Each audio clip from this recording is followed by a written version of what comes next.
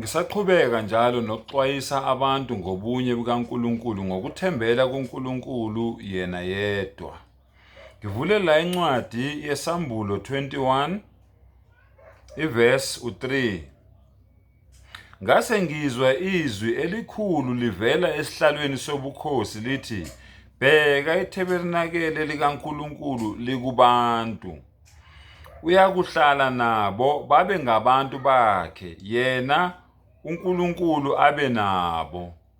Azesule izinyembezi zonke emehlweni abo. Ukufa akusayi kuba khona, nokudabuka nokukhala, nobuhlungu akusayi kuba khona, ngokuba okokuqala kudlulile."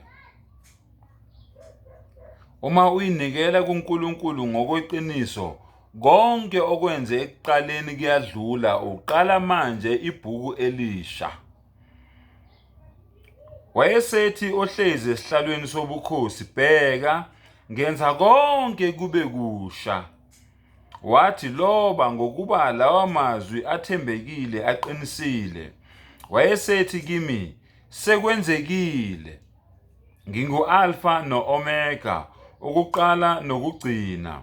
Owomileyo ngiyakumphuzisa ngesihle emthonjeni wamanzi okuphila.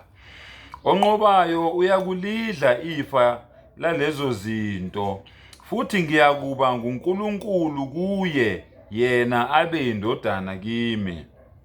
Kepha amagwala, nabangakholwayo, nabanengekayo, nababulali, nezifebe, nabathakathi, nabakhonza izithombe, nabo bonke abaqamba amanga, isabelo sabo siyakuba sechibini elivutha umlilo, nesibabule okungukufa kwesibili. Asizamenike bafowethu ukuthi siphephe, singabeke sesigcina-ke ekugcineni sibe singabantu ade siy'tshela ukuthi siyakholwa, kodwa ekugcineni kutholakala ukuthi-ke manje isabelo sethu ichibi elivutha umlilo nesibabule.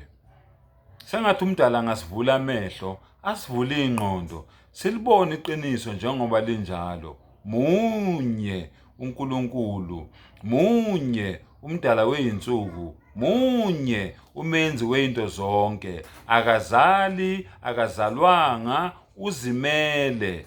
La ilaha illallah Muhammadur Rasulullah.